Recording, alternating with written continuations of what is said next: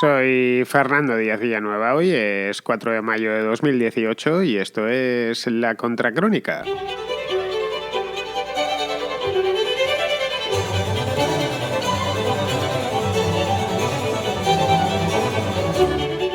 Lleva el dólar subiendo desde hace aproximadamente 15 días y subiendo con relativa fuerza.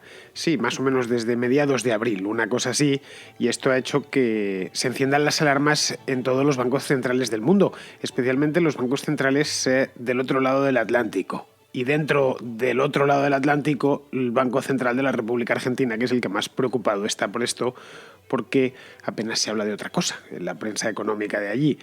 El peso argentino y el mexicano se han devaluado en los últimos días, pero no solo, la subida también ha sido respecto a monedas fuertes como el euro, como el yen, como la libra esterlina. El euro en concreto cerró ayer a 1,19 dólares, que es 5 centavos menos que a finales de marzo. El peso argentino, por su parte, está bastante más tocado. Ayer se cambiaban a 23 pesos por dólar, cuando si nos vamos hasta el mes de enero, pero vamos, podemos ir también a febrero, es decir, pero en concreto si vamos a los últimos 3-4 meses, en el mes de enero, podía comprarse ese mismo dólar por solo 18 pesos. El peso mexicano no pasa por su mejor momento, lleva ya un año pésimo aproximadamente, y la subida del dólar, pues lo único que está consiguiendo es que se prolongue la agonía del peso mexicano, que se prolongará mientras no se conozcan los resultados de las elecciones, que luego a lo mejor se conocen y resulta que es mucho peor. La pregunta, por lo tanto, que todos están haciendo ya a estas alturas, diciendo, bueno, ya son 15 días, 15 ya son demasiados, esto no es un repunte puntual, la cosa va más en serio, es ¿por qué sube? Y la segunda pregunta es ¿cuánto va a durar la subida? Pues eso mismo es lo que vamos a ver hoy.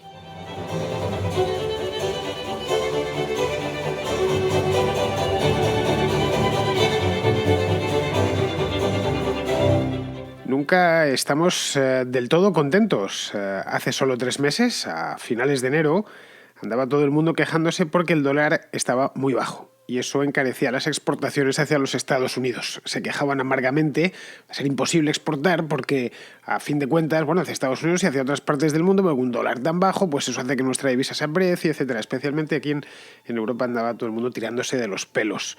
Pues bien, hoy estamos en el extremo opuesto. El dólar ha tenido un ligero repunte, tampoco ha sido una cosa para tirar cohetes y ya andan todos de los nervios, especialmente en Argentina, donde el repunte ha sido un poco mayor y sobre todo ha sido muy repentino. Esto del dólar hace no mucho que lo traté aquí en La Contracrónica. No recuerdo el día exacto, pero fue a finales de enero, allá por el día 30 o 31 de enero, y precisamente de lo que me hacía eco en aquel programa, solo 3 meses, como podéis ver, era precisamente de las preocupaciones que había en todas partes porque el dólar era demasiado débil. Y por lo tanto el euro era muy fuerte, etcétera. Y esa era la preocupación principal hace solo 3 meses. Bueno, pues hoy es la contraria. En Argentina, donde el dólar débil les venía muy bien, el dólar fuerte, en cambio, es una especie de maldición. Y esto de la subida del dólar, como os comentaba, se ha convertido en el tema estrella de la prensa económica local, de los informativos y, por supuesto, de todos los periódicos. Si echáis un vistazo a La Nación o a Clarín, veréis que es un tema que lo llevan en portada y que está ocasionando unos debates muy sentidos por parte de la concurrencia local.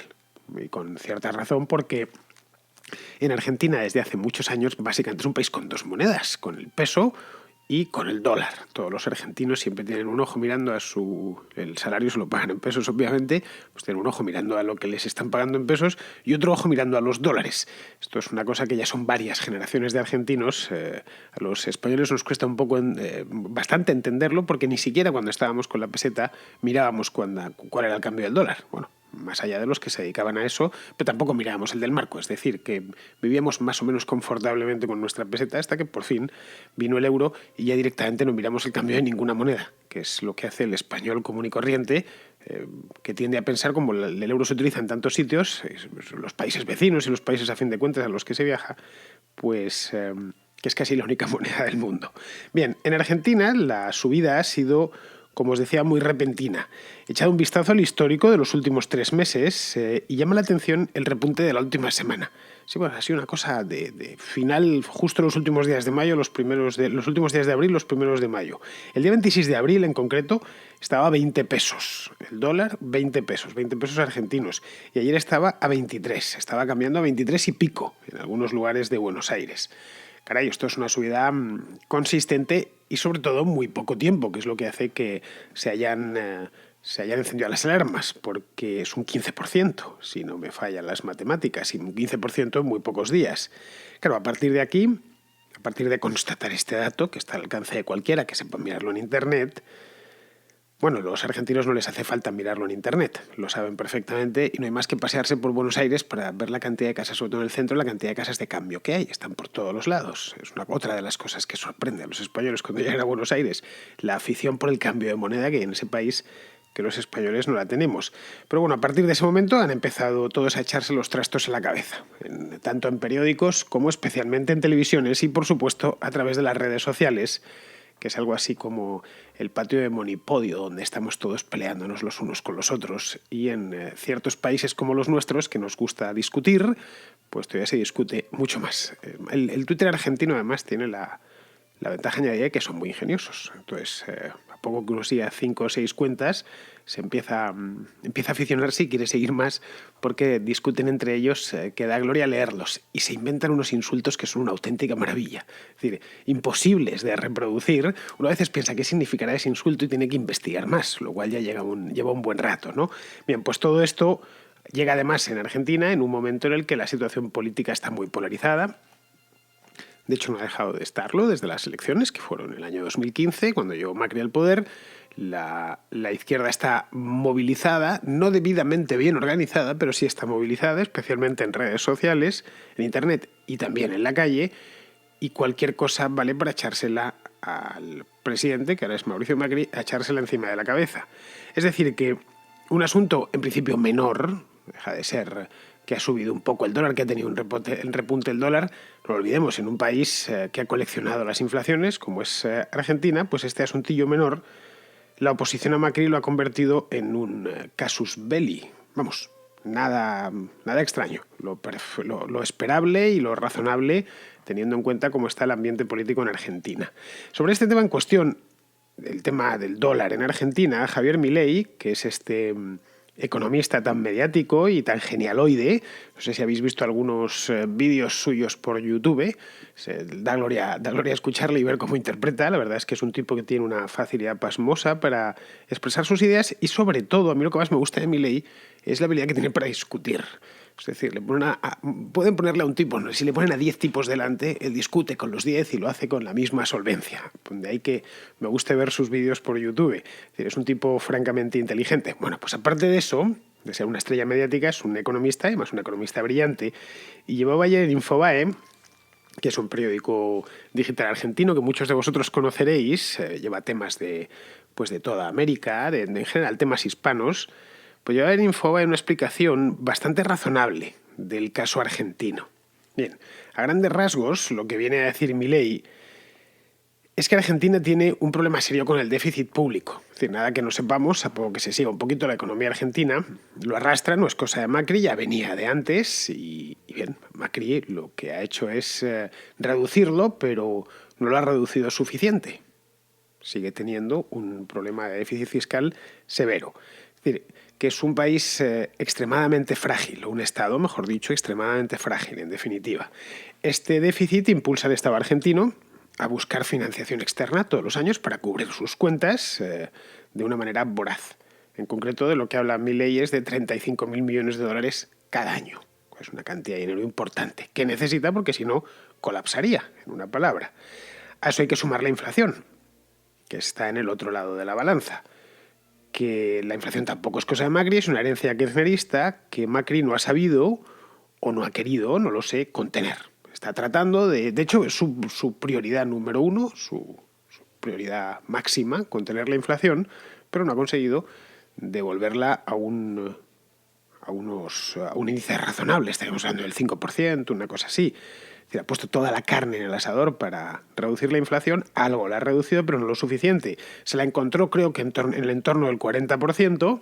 No olvides que durante muchos años en Argentina no se medía la inflación. Los últimos años del kirchnerismo se creó hasta una página web que se llamaba inflacionverdadera.com, si quería uno enterarse. La página, por cierto, sigue existiendo y ahora Inflación Verdadera y ahora lo que mide es la inflación venezolana. Pero vamos, que los Kirchner al final estaban haciendo tal cantidad de barrabasadas con la moneda que decidieron no medir la inflación.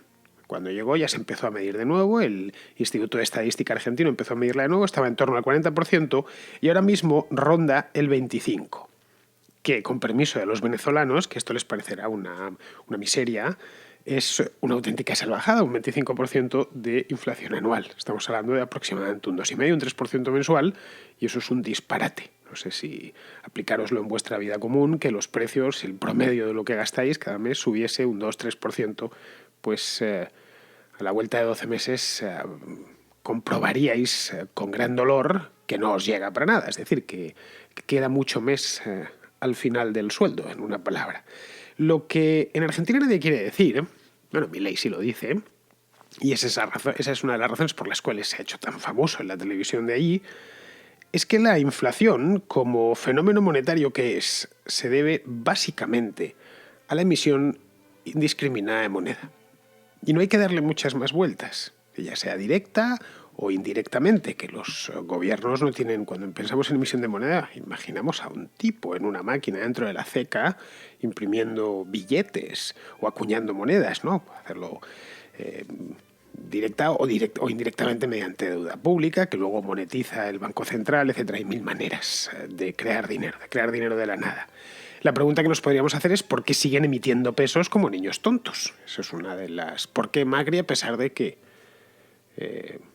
dijo que no iba a hacerlo o que iba a controlar la inflación, todavía se sigue emitiendo de esta manera?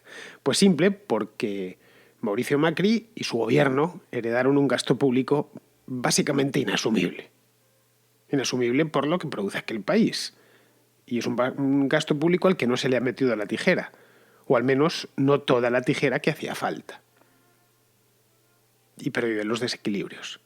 Y a fin de cuentas los desequilibrios, tanto en una economía como en la salud personal, tienes el cuerpo muy desequilibrado, eres pasto de todas las enfermedades, pues algo similar le sucede a un Estado cuando tiene las cuentas pilladas con pinzas. Es decir, sigue habiendo un número escandalosamente alto de empleados públicos, muchos de ellos cruzados de brazos, son lo que en Argentina denominan ñoquis, con ese, de nuevo, una genialidad argentina, y se siguen presupuestando gastos puramente clientelares, heredados, gran parte de ellos de la época de Kirchner, y otros heredados directamente del peronismo. ¿Por qué Macri hace esto? Nos podríamos preguntar. Prometió no hacerlo, prometió exactamente lo contrario y poner el coto a todo esto. Pues yo creo que también esto es simple de responder. El Estado en general tiene vida propia y el Estado argentino tiene una vida propia muy activa. Es un Estado gigantesco, con unas inercias que se pueden ir a buscar a décadas, ni siquiera a años. Y el presidente, lo más que puede hacer, no olvidemos que lleva solo un par de años en el gobierno, es influir sobre la superficie. Eso es lo máximo a lo que alcanza su radio de posibilidad de cambio, en una palabra. Entonces, entre que lleva poco tiempo, que hay unas inercias muy marcadas y que el Estado vive, es decir, tiene vida propia, actúa de manera casi autónoma, pues al final la fragilidad se ha mantenido.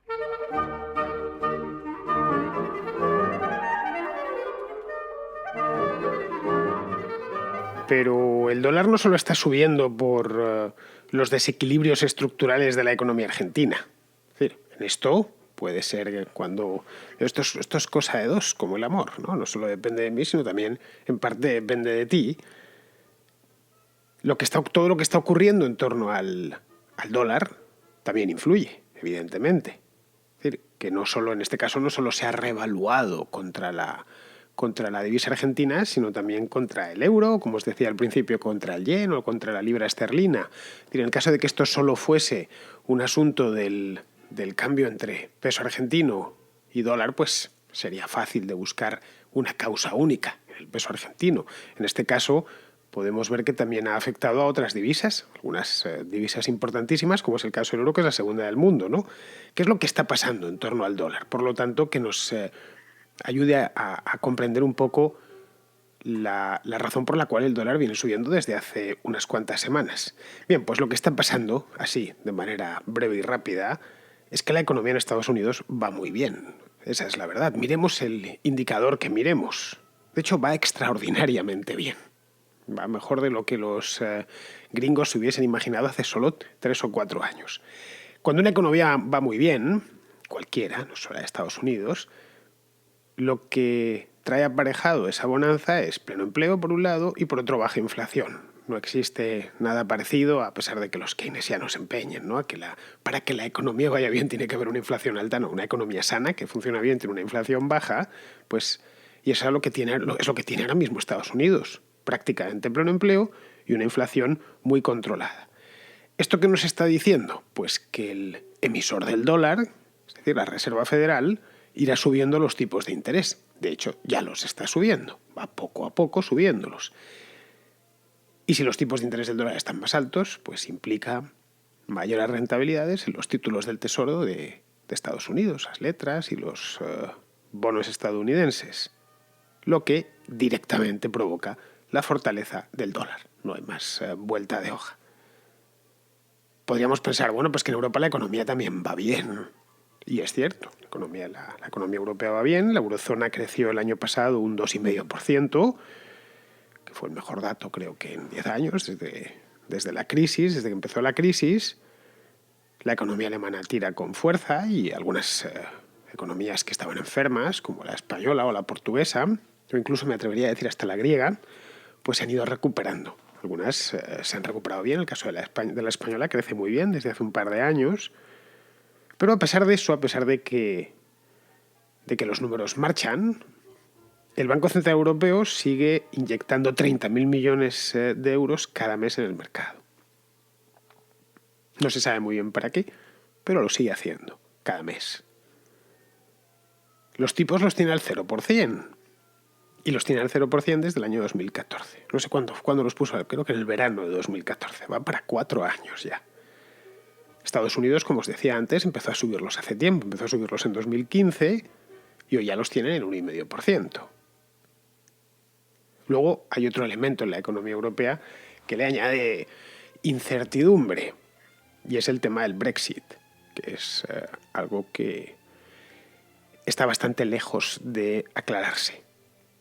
El reloj sigue corriendo y no se termina de alcanzar un acuerdo. El tema del Brexit lo trato mucho en este programa para los que lo escuchéis a diario y, como bien sabéis, se está haciendo zigzag, mucho zigzag, pero realmente no se está llegando a ningún sitio. Y a fin de cuentas, la fortaleza y la credibilidad de una moneda es la fortaleza y la credibilidad del soberano que la emite. No hay que darle muchas más vueltas a este asunto. Es cierto que el Reino Unido no está en la zona euro, pero sí afecta directamente a la eurozona, que es donde están el resto de los países importantes de la Unión Europea. Olvidemos que fuera del euro son países muy pequeñitos, tipo Dinamarca, aunque Dinamarca mantiene la corona, pero la corona danesa se mueve en un rango de cambio fijo tan cerrado que podríamos decir que la corona danesa básicamente es el euro con la cara de la reina. No es... Si podéis ir a Copenhague todas las veces que queráis, veréis que apenas se mueve el cambio entre la corona danesa y el euro. Y bueno, y otros países tipo Suecia, pero vamos, que los principales, Alemania, Italia, Francia, España, están todos dentro del euro y por lo tanto van a tener, y uno de sus principales socios comerciales, que es el Reino Unido, se va y todavía no llega a un acuerdo con él. En fin, y eso también cuenta. ¿En qué medida? Pues no lo sabemos, no tenemos ni idea. Como no sabemos tampoco qué va a pasar a partir de aquí. Que esa es la pregunta del millón. Y es la pregunta del millón o de los 1.000 millones porque nadie puede responderla a ciencia cierta. Es decir, no tenemos ni idea si el dólar va a seguir fortaleciéndose o se va a devaluar, no tenemos ni idea. Y quien diga saberlo, que ayer estuve leyendo un montón de información sobre este tema y de artículos de prensa. Está todo lleno de adivinos, aparecen, sacan su bola de cristal. Me hace una gracia tremenda porque es que hace 3 meses estaban con lo contrario, que el dólar iba a permanecer débil todo el año, pues ahora están diciendo que se va a fortalecer más todavía. Pues bien, todos estos, a pesar de que están tan convencidos, mienten. Realmente no tienen ni idea y si aciertan es por pura casualidad. De hecho, como os decía, el dólar estaba languideciendo hace solo 3 meses y ya veis ahora. Lo que conocemos son las consecuencias, pero no conocemos el futuro. Evidentemente, un dólar potente, un dólar fuerte, no favorece a las empresas multinacionales de Estados Unidos por razones que van de suyo, ¿no? Un dólar débil es positivo para sus márgenes. Pensad en compañías grandes que tienen gran parte de su negocio fuera. No lo sé, Apple, por ejemplo, cualquiera de ellas. Si tienen 3/4 partes de su negocio fuera de los Estados Unidos, pues les interesa que esas 3/4 partes accedan a sus productos a un precio más ventajoso. Pero claro, de ellos no depende, de estas multinacionales. Tampoco depende del todo de los bancos centrales y de los gobiernos, más de ellos que de las multinacionales, pero no totalmente. Es decir, el mercado mundial de divisas es un mecanismo tan complejo que podemos saber qué ha pasado, incluso llegar a explicarlo. Lo que nunca sabremos es lo que va a pasar.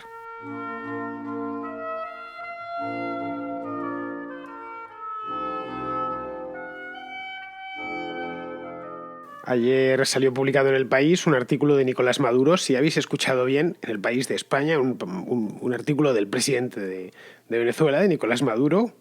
No sabemos si lo escribió él, evidentemente no lo escribió, pero bueno, estaba firmado por él al menos, y esto ocasionó un pequeño revuelo. Bien, con esto de Internet, ahora se enteran en todo el mundo de lo que se publica en Madrid, obviamente. Esto si hubiera sucedido hace 30 años, pues nada, esto hubiera quedado para los lectores locales y fuera. El hecho es que estas cosas ahora se ven en España, pero también se ven en América. Y allí en América, en la República Dominicana, lo leyó Jesús, que es un oyente del programa, y esto es lo que le pareció. Quisiera comentarte algo que encontré en la prensa, en el diario El País, y es un artículo publicado y escrito por Nicolás Maduro. El artículo se llama Nuestra democracia es proteger. En este artículo, entre tantas cosas que dice este señor, habla de una democracia de panas, de lugares comunes como que defendemos a nuestra gente de la oligarquía y de la oligarquía pro-yanqui y que por ello, y que esa es su labor.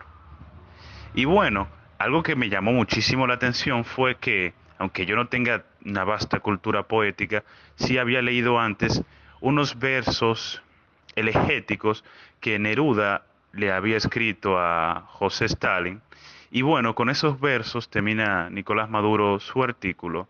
Quisiera conocer tu opinión y muchas gracias. Pues mira, Jesús, el artículo lo vi, porque además era imposible no verlo, ya que había mucha gente vinculándolo en Twitter y poniendo los enlaces y tal.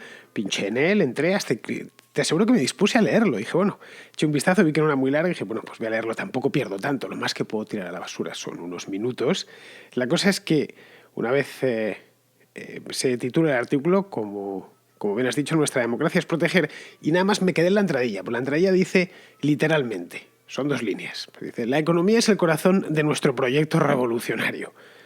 Yo mira, cuando ya vi eso ya no pude continuar, me entró tal vergüenza ajena que mira, como Maduro no se sonroja por decir esto, pues me sonrojé yo por él y no continué leyendo su artículo, que por lo demás, pues un artículo que estará escrito por su jefe de gabinete, por algún asesor que se lo preparó, un artículo de pura propaganda política de cara a las elecciones.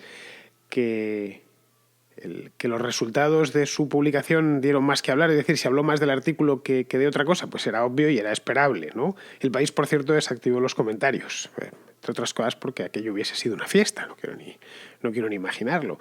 No tanto por lo que le dijesen aquí, que también, sino por todos los que hubiesen entrado desde Venezuela para poner a caer de un burro a su propio presidente por decir, entre otras cosas, que la economía es el corazón de su proyecto revolucionario. Aunque claro, mira, Jesús, bien pensado, ahora que lo estoy pensando otra vez. Igual es que sí, es el corazón. Destrozar la economía, destruir la economía de Venezuela ha sido el corazón de su proyecto revolucionario y si lo vemos desde este punto de vista, o lo interpretamos así, las palabras de Maduro, podemos decir que han cosechado un éxito absoluto. Es decir, que han pasado a los anales de las revoluciones porque han prometido exactamente lo que ellos buscaban, aunque me temo que era justo lo contrario. Pero bueno, en fin, este es su periódico, ellos sabrán en quién quieren gastar tinta y papel. Bueno, vamos con otra llamada. Me ha dejado un mensaje, un oyente de Lugo, que se llama Natalia. No es la primera vez que me deja un mensaje. El mensaje es muy interesante y va sobre el tema este de la manada. Natalia, por cierto, es jurista. Sí, me he leído la sentencia y acabo de escuchar tu programa sobre la sentencia de la manada. Simplemente quería exponer mi punto de vista. El derecho es un producto social y juzga conductas, con lo cual no siempre está tan claro todo, eso es cierto, pero quiero exponer mi opinión. Mi opinión sobre este caso es que la clave no está en la intimidación que haya podido sufrir la víctima justo en el momento antes de entrar al portal, que si pudo ser engañada, como tú bien decías, sino la intimidación hay que buscarla justo en el momento antes de producirse la agresión sexual, es decir, cuando ya estaban en el portal una niña de 18 años y rodeada por 5 varones con más fortaleza física y más edad. Yo creo que sí que existe intimidación. La intimidación es causar miedo en la víctima.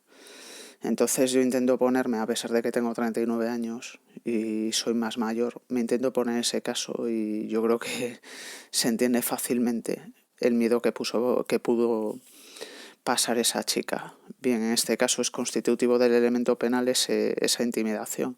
Entonces yo sí considero que hay una agresión sexual. No es que lo diga yo, o sea, hay corrientes doctrinales sobre esto, porque como no es tan fácil distinguir, pues hay determinada doctrina jurídica que piensa una cosa y otra que piensa otra. Díaz Ripollés, que es un catedrático de Derecho Penal de la Universidad de Málaga, pues está de acuerdo con este concepto de intimidación, que considera que existe intimidación suficiente desde el momento en que la víctima siente miedo. Y esto sí viene reconocido en la sentencia. Con lo cual, para mí y para otra mucha gente hay intimidación. Para valorar la intimidación, pues hay que ver la personalidad de los sujetos que la causan, la de la víctima y la situación objetiva. Repito que yo creo que sí la hay. Pero después, yo creo que lo que nos indigna a muchas mujeres, y poniendo un ejemplo sería bastante sencillo, es decir, si cualquier persona, una mujer o un hombre, va de noche caminando, la rodea un grupo de 5 hombres de estas características y le dice que la va a acompañar a donde vaya o lo va a acompañar a donde vaya, se introducen con él en el portal, lo rodean y aún no causando una amenaza directa, le dicen entrégueme la cartera. Yo creo que cualquier persona en esa situación ve claramente que existe un robo con intimidación. ¿Por qué si esto se produce en los delitos patrimoniales, en los delitos contra la libertad sexual, parece que tiene que haber un mayor componente de oposición, tenemos que hurgar más en si la víctima se opuso claramente o no? No veo ningún juez en España, o yo no lo conozco, que le pregunte en ese caso: ¿se opuso usted claramente a que le robasen la cartera? ¿Manifestó usted claramente que no quería que le quitasen su cartera? En cambio, parece que en los delitos sexuales la víctima tiene que demostrar que sí se sintió intimidada. Cada persona es diferente. Hay personas que en las mismas situaciones reaccionan violentamente intentando agredir a su agresor y otras personas se quedan paralizadas por el miedo y son incapaces de articular palabra. No sé, creo que esta es la mentalidad que debe cambiar. Y como escuchaba el otro día a Vázquez también, al juez, el sexo no solo tiene que ser consentido, tiene que ser deseado por las dos partes. Pues mira, Natalia, en este caso hay un elemento, que lo comentaba ya en el programa el otro día, que no existe en otros casos. Es decir, si en un atraco, por ejemplo, o en otras violaciones, hay un vídeo a todo color con audio. Simplemente, creo que dura 1 minuto y medio. Ese vídeo solo lo ha visionado el tribunal, no lo ha visto nadie más. Y lo único que sabemos de él es a través del voto particular del magistrado Ricardo González, nada más. Con esto no estoy diciendo que haya que hacer público el vídeo, ni muchísimo menos, pero sí como mínimo hay que extremar las dudas sobre si hubo o no hubo consentimiento y violencia. Es decir, ellos saben algo que nosotros no sabemos, que es lo que venía, mi escepticismo del otro día estaba ahí. Dije, bueno, puedo entender la sentencia porque ellos disponen de una información de la que yo no dispongo. Y ni yo ni ninguno, por supuesto, de los que se han manifestado contra ellos estos días en la calle. Es decir, ellos han visto algo que nosotros no hemos visto y que les ha llevado a tomar una decisión y a razonarla. Porque ni el magistrado discordante con la condena, ni los otros dos, que había una magistrada también, vieron intimidación y violencia. Dirás, bueno, están equivocados. Bien, es perfectamente legítimo pensar que están equivocados o interpretar los hechos de otra manera. Pero ten en cuenta que ellos disponen de una información de la que tú no dispones. Por lo tanto, su juicio, como mínimo, vale más. Es decir, esto en cualquier circunstancia. Si yo dispongo de más información que tú y emito un juicio,